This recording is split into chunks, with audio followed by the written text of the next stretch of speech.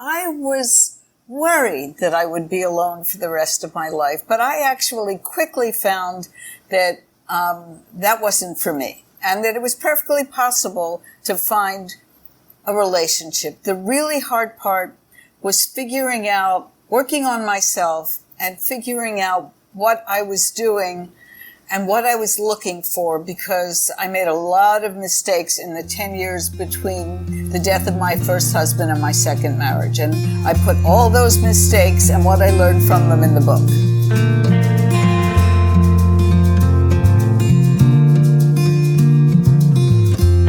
Welcome to Zestful Aging, where I interview inspiring and influential guests who are making their mark on the world and contributing to the common good. Making your mark, big or small, is creating your legacy, and it's one of the proven ways we can age with energy and deep contentment. Zestful Aging podcast is my legacy. I'm your host, Nicole Christina, psychotherapist and fellow Zestful Ager. To find out more about this podcast, my web courses, and my brand new book, Not Just Chatting, How to Become a Master Podcast Interviewer, hop on over to zestfulaging.com. And while you're there, sign up for my monthly email newsletter, The Zest, where you will get behind-the-scenes looks at my interviews and other fun tidbits. Our music is courtesy of Judy Banker. Find out more at judybanker.com. Ever wonder what the host of Zestful Aging does when she's not podcasting? Creating one-of-a-kind earrings, of course. I've just opened an Etsy shop called Zestful Design, no S, and it showcases my fun, comfortable, and zesty polymer earrings. These earrings are fun to make and fun to wear. So check out my new shop, Zestful Design, on Etsy. How about some uplifting news for a change? Many of us believe, or we've been told, that finding a mate in later life is about as likely as being struck by lightning. If you're over 50 and single, you may believe that your chances for love are gone. But according to Francine Russo's new book, Love After 50, How to Find It, Enjoy It, and Keep It, you're now primed for the best relationship of your life. How is that possible? Francine tells you why it's true. She helps you dig deep inside yourself to understand what you really need to be happy. Welcome to the show, Francine Russo. Well, it is my pleasure. This is such a delightful breath of fresh air. We've been really following some really deeply difficult topics, and I'm just so delighted to talk to you about something really optimistic and lovely, and as I understand it, was a bit of a surprise for you. Well, a little bit. I was widowed twice, unfortunately, but the good news is I found love again twice. I was worried that I would be alone for the rest of my life, but I actually quickly found that that wasn't for me, and that it was perfectly possible to find a relationship. The really hard part was working on myself and figuring out what I was doing and what I was looking for, because I made a lot of mistakes in the 10 years between the death of my first husband and my second marriage. And I put all those mistakes and what I learned from them in the book. I see. So, I'm gathering that the things that we usually see on dating sites, like I like pizza, I like walking on the beach with the sunset and watching movies, those are not the things necessarily that are going to make for a good match. No, I have a chapter called Rethink Your Automatics. And by automatics, I mean the boxes that we check off on a dating site that we just do automatically. For example, a certain college degree, a certain income level, a certain religion, a certain you name it. And a lot of those at our age, I mean, let's face it, for many of us, our parents are gone or not, their opinions are not relevant. We can pick the kind of person who is appropriate to be a father for our children or to help us build our fortune. All we want is a person to have a great relationship with. And what's your definition of a great partnership, a great mate? What does that mean? What it means to me and to all of the couples I interviewed, what is that you are an equal partner. You relate to each other, you connect, you listen to each other. You mostly have the same values, although you don't have to match on everything. And I think about this thing people say, oh, I don't want to settle. And what I say is, let's say you're with somebody who doesn't check a whole bunch of your boxes, income, job, all that stuff. But this person adores you and listens to you and holds you close when life rains bad blows on you. Is this settling? I don't think so. I think it's a great relationship. I have to laugh because my husband came out with, and he's going to hear this, with some sandals, like plastic Birkenstock garden sandals that he had taken Gorilla Tape. These things are already plastic, and fashioned a way to keep them together. And, you know, he walks out with these shoes, and I just had to shake my head like, wow, you know, who does that? But to your point, who is going to be by you when things get really hard? Who is going to cherish you? Very different question. It is. And when those little annoying things happen, so many of the people I talked to said, you know what, he goes in the kitchen, he leaves all the cabinet doors open, and it annoys me. But then I think about how great our relationship is, and I just let it go. Mm-hmm. And that's what I heard from everybody. Is that what you've learned over your years of experience, that there's more things that you let go? Absolutely. What's important when you're young, when you're still building your identity and you don't know fully who you are, you may be engaged in power struggles, or what does this mean if this person does X? But when you're older and you know yourself and you know what you need, you know what's important and what doesn't matter a damn. Mm-hmm. Yes. And there's so many different places I can go here. So you're talking about who is going to be, I think, like who maybe the questions, who has integrity, who is devoted. What are the other things the words that you would use when picking out a partner at this phase of life? I would say somebody, first of all, good chemistry, somebody you connect with who's positive in your life. Because a lot of us have bad chemistry, where we pick the people who will not treat us as an equal or not treat us well. But I say somebody you meet and you connect with, and you can talk. You can talk easily, and you feel like you want to go on talking with this person. Somebody who perhaps has similar values, like really is into their family and attending to their kids. Or maybe somebody who's very life-affirming in terms of their health and their aging.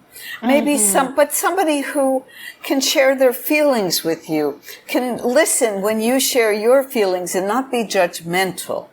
That's the kind of thing I think is important. So you're describing a kind of ease. Yes, and I think that people know pretty quickly at our age whether it's going to work or whether it's not. I have a chapter called Try a Relationship, in which, you know, you see somebody for a couple of months exclusively and you get a sense of who they really are. Mm-hmm. Like one woman said, I was dating this guy and I really liked him, but I said I didn't want a smoker. And he would leave during dinner and go to his car and come back with smoke on his breath. And I thought, oh no, I don't want a smoker and I don't want a liar. And she found that out very quickly. And other people have found out similar things, like he was seething with rage and was too rigid. Do I want to live with that? No. Mm-hmm. So I say, you tried it, move on. You know, I'm thinking about what you said about being an equal partner, and I think about men our age may have adopted some pretty sexist views, right? If they're our age, they're not necessarily, woke. Is it difficult? Is it difficult to find men 50 and over that even know how to treat women as an equal partner? I Is think that part there's of the challenge? only if you're in your 80s, I think, because anybody who's in the baby boom generation, may have to confront a few outdated attitudes. But mostly the boomer men, many of whom have been divorced and learned a lot from what they did wrong in their marriages and had lived on their own for a while, most of these men, they may have a few sexist attitudes, but you can put them straight pretty quickly. I see. They're educatable, I They guess, are or they're indeed. open. Now, there you have a chapter about children and children from prior relationships, prior marriages. That can be quite complicated. It certainly can. A lot of people make the mistake of thinking, you know what, my kid's 40. If he doesn't like that I have a partner, well, he should just get over it. And that leads to lots of trouble because a parent is a parent forever. Even if your son is 50 or even 60 or your daughter, these relationships are very complicated and you really need to listen to your kids' feelings and validate them and say, I understand you feel this or you fear that. But first of all, let me tell you, I will spend one-on-one time with you and make that happen. And then, then talk to them adult to adult about why you need a relationship in your life and what it brings to you. And so it sounds like part of this is going in with a reasonable expectation that it's not going to be one like a Brady Bunch kind of situation where everyone's going to love the stepchildren or the step siblings, or that going in, there's a good likelihood that there's going to be some tension. Yes, keep your expectations about blending very low. In fact, don't expect to blend at all. I remember, seriously, one woman said to me recently, when I married my husband, I didn't expect his children to love me or even like me. I just wanted them to be polite. And years later, my stepdaughter said to me, you didn't push, and I got to know you, and that really increased my comfort with you. That's really important, I think, because there is sort of this idea that if you do it right, and if you introduce the person well, and that it will be this lovely blend, but that sounds like it's an anomaly. Well, it's not realistic to expect that these children who are now adults and have their own lives will look to you for parental advice. Now, over time, that can happen. I know of some lovely situations where the stepfather and the stepdaughter or son really get along great. But that takes time, and it's not something you can expect, and it's definitely not something you can force. You're pretty upfront about sex, too, in this book.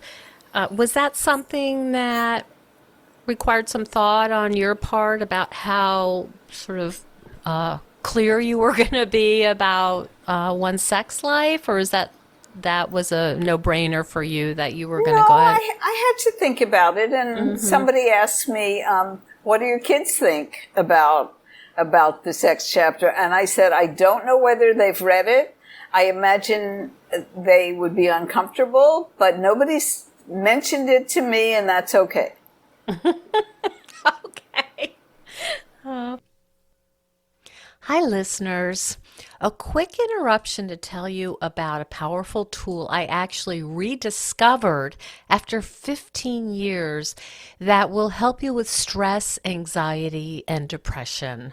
I'm talking about the meditations from Health Journeys created by trauma expert Belaruth Naparstak. When I had to have major surgery many years ago, I listened to these meditations and it was enormously helpful. Health Journeys meditations are a little different than the run of the mill meditations that you can find on apps. They're scientifically created and are used in over 3,000 hospitals. I highly recommend them and I use them myself. You can go to zestfulaging.com or nicolechristina.com and you will see a direct link. I hope you find them helpful and I'm interested in your experience. Now back to the show.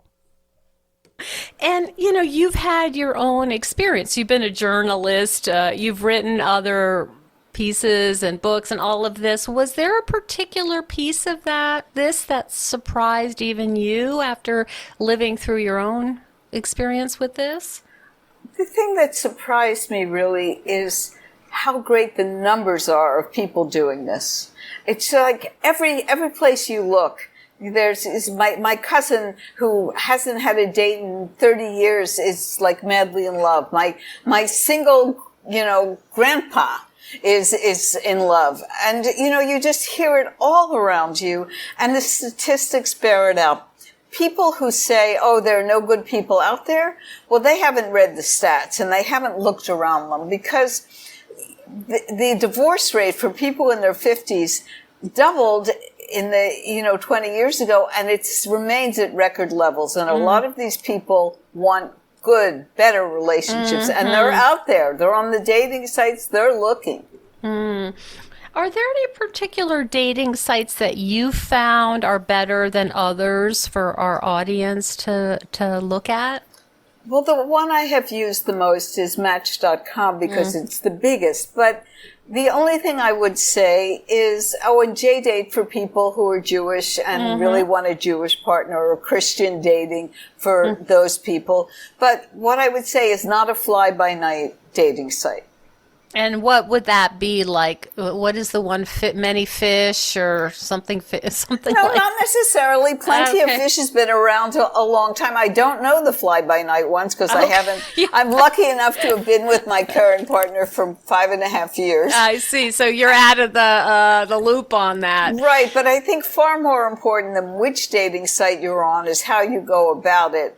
And I really give you a lot of important tips about what to do. And it's a lot more than, put up a good picture and write a good profile. I really make online dating work for me. Like a science. Yes. Would you give our audience a few ideas of what that means? Because I think, we're all confused about that. Should it be cleavage? Should I use a younger picture? Should I kind of manipulate some things? Like, give us a couple of ideas that we may not have thought of when we're making a profile for ourselves. All right. Well, first of all, I would say no to cleavage. If you're over 50, you want a picture that looks like you on your best day. Okay. But like you, and you definitely don't want to put an older picture up because you don't want to see your date's face fall when he sees you. However, I don't object to taking up to 5 years off your age because everybody does it and nobody seems to care. I see. Okay. But more important than that is make the site work for you. Don't just stick with the matches they send you. Search for your own. You can go to the advanced search function. And most important of all, write to as many people as possible. They don't write back, who cares? It's really in many ways a numbers game. Ignore all those people who just say, hey, gorgeous, or hey, handsome. You want a respectful response. I see. Now, one of the things you also talk about is this feeling of rejection. And this is not for, what was the quote? Like, not for sissies is the quote about aging, but you have to have a bit of a tough skin. Would you say that's fair? I would say rather than a tough skin, I think you need to be resilient. You know what, in our 50s and 60s, we've been through a lot. We've had a divorce, maybe we've been widowed, we've lost friends, and we've survived. Mm-hmm. So, we need to remind ourselves that if somebody doesn't write back on a dating site, that's not a big deal. To have a sense of perspective. Also, to realize that there are a lot of great people on dating sites, and there's a lot of bad behavior. And there's just a lot that just has nothing to do with you. So, for example, if somebody doesn't write back to you after you've been corresponding for a while, or somebody doesn't ask you even for a second date, you need to keep in mind that it's not necessarily personal. And what I would do, and it stings a little, sure, it's disappointing, but I would make a list of all the reasons, all having nothing to do with something wrong with me, that could have caused this person not to write back or call. And they could start with, he was dating someone else for a couple of months and they just decided to be exclusive. That happens a lot. Or he had a crisis with his kids and he stopped dating now. Or he's met 50 people and he can't find chemistry with anybody. Mm-hmm. Or that cough, it turned into pneumonia, he's in the hospital. Or I could end it with, or he's dead. It's my list. It's my list. He's dead. I love that. It is a possibility. Hey. Oh my gosh, that's priceless. You're talking about tools that we use as therapists, right? What are alternative explanations that are not about you being inferior? There's a lot of them, a lot of possibilities. What's a great first date? For me, a great first date is when you meet for coffee and you find yourself talking and talking and talking and just connecting. Like when I met my partner, Michael, we connected over wordplay. He used a German phrase that I know, and I found it funny, and it set us off on this path to wordplay. And then when we got to our relationship history, which we felt comfortable doing, not everybody does on a first date, and I told him about that I'd lost 2 husbands, his eyes filled with tears. He was so compassionate, and I just felt we really connected. And that's, even if you're not talking about deeply personal things, when you want to keep talking to this person and have another date and keep talking, that is a great first date. Mm-hmm. And it could be anything. Oh, it could be anything. I'll tell you a story. I was walking on the beach as a first date with my husband, and he started picking up litter. And I thought, boy, that's you got some major points there, He's just stuffing litter and not saying, hey, look at me, aren't I great? Just picking up trash on the beach. I thought, wow, that's a big brownie point right there. There you go. We're this idea of equal partner and so important. How do you think about sort of waiting for him to contact you after the first date? Is there kind of this dance that you think about, or is it if I want to text him, I'll text him, or should I wait? Is there any kind of philosophy you use in terms of? Yeah, I think I'm somewhere in between. If I really had a wonderful time, I would usually wait to see if I get some kind of response. But if I don't, I just say, hey, I had a great time. I hope we'll do it again. Mm-hmm. And, if I don't get a response, I say, okay, that's not happening. Mm-hmm. But I don't just wait. I think, and in fact, I would never have had the relationship with Michael that I have. We met the day after Valentine's Day, and he sent me an immediate email that was very, like, wow, I met my Valentine. It was like head over heels kind of stuff. However, I did not get it because somebody had hacked my account and it was closed down. Oh, my goodness. However, because I was so sure we'd connected, I called him because we had spoken before and I had his phone number. And the instant he saw my phone number, he said, I know who this is. And he was very excited. And then it turned out he said, you got my email. And I said, no. He said, well, I'll send it to you again. And I was very tickled. Mm-hmm. So and a similar thing happened when in the correspondence before I met him with my second husband, Chris, because for some reason we stopped getting each other's emails. And he wrote to me and said, we were having such a wonderful correspondence. If you don't want to hear from me, I understand. Please tell me, but I really want to make sure. And I did receive that, and I wrote right back to him, and I said I was feeling the same way. So technology can mess you up, and don't assume it's the person when it could be the technology. Test it out. That is a great point. I think that the big picture here, though, is that having a life where the relationship is part of it and a lovely part, but you're also doing your own thing and making yourself happy and not waiting by the computer to get a correspondence. Yes, and I had to work on that when I was widowed in my 40s, my late 40s, and in my early 50s, because I was very needy. It was an issue in my marriage, and people would say being desperate is not attractive, and I would say, but I do feel desperate. I don't want to be alone. And I had to learn to be alone.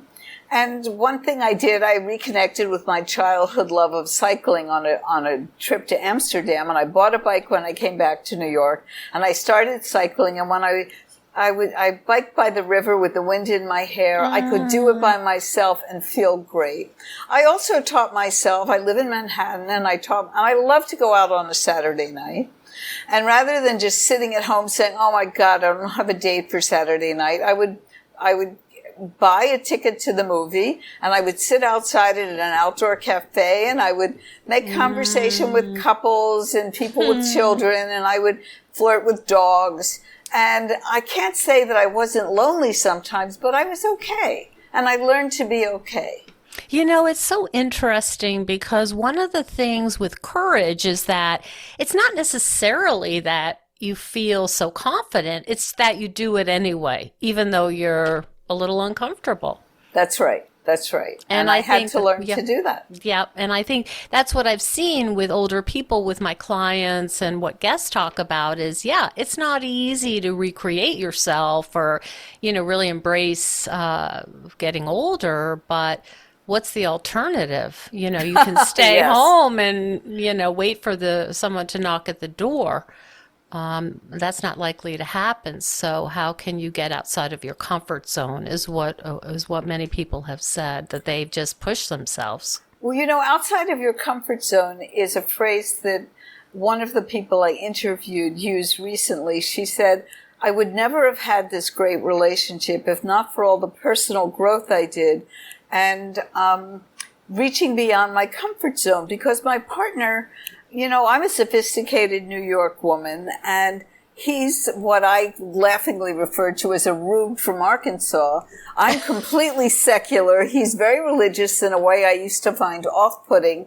But but I was able to get rid of all those, little boxes and just connect to who he was. And we've been together for 15 years and so in love. He is my soulmate. Mm-hmm. Oh my goodness. Really forcing sounds rough, but like challenging yourself to have an open mind. Yes, the open mind, don't challenge your prejudices. Mm-hmm. I think that's important in every aspect, right, of life. Francine, what's your next project? Well, I am still writing about older people. And by the way, this is a thing in Western Europe, especially in Scandinavia, in Israel. More and more older people are having either second marriages or late life unions. And I've just finished a piece for Time Magazine or Time.com, which is about how older couples are different and really in some ways have the best relationships younger people raising kids, working all the time, wish they had. Are you familiar with the book The Happiness Curve? I've heard of it, but I haven't read it. Okay, so it's a writer from and now it'll come back to me, but he was an economist and a mathematician and really challenged this idea that midlife is such a good time. He said people are stressed. They're trying to make the mortgage, raise the kids, mow the lawn, have something that's not, frozen food on the table. There's this myth that's such a lovely time. And really what the research shows is the older you are, the happier you become. Yes, I have read that research from the scholars. And it is true that when we're older, we're more emotionally stable. We focus more on the positive, and we live more in the present. The older we get, the more we do this. There's a Scandinavian psychologist who did a study of older couples, and he said time acts on them in a kind of paradoxical way. On the one hand, they have more time together every day. On the other hand, their remaining years together are limited, and they just cherish each other. And they focus on that and not on any minor little problems. They just are so grateful to have found each other. What a beautiful frame for a relationship is gratitude for finding one another. That would just color every interaction. You got it. Oh, that's so beautiful. Francine, thank you so much for sharing your own journey and your work. It's such an important subject, and I think more than ever, really, people need to have some hope that there are good things ahead. Oh, yeah, there's plenty of hope. Lovely. Thank you so much for spending the time. It was my great pleasure. Thank you so much for joining us on Zestful Aging. If you like the podcast, please share it with some of your friends. I love to hear from my listeners. Send me an email at NicoleChristina.com. It's no secret that everyone's feeling pretty restless and unsettled right now. Our lives are upside down and the future is feeling pretty uncertain. But if you're anything like me, organizing my stuff can help me feel a little calmer. It's something I can do to help me feel a little more in control and in charge of my own life. If you think decluttering could help you feel better and you could use a little assistance with that, check out the online course I've developed with professional organizer and designer Carrie Luderin. It's called Too Much Stuff. And Too Much Stuff is different from other courses or articles or guidance you may have used up. We give you clear steps to deal with the clutter and the tools to help you face the overwhelming feelings and the emotions that come up when we're going through our clutter. And a lot of those emotions are just feeling anxious or guilty or just basically flooded with a lot of different confusing feelings. The course is really practical. It's realistic. The lessons are short and punchy, and they're really manageable. We're not trying to set you up for some long exploratory, super in-depth, burdensome experience. We want something really helpful for you right now. We all need help with our anxiety. So being surrounded by more calm and less chaos can really help.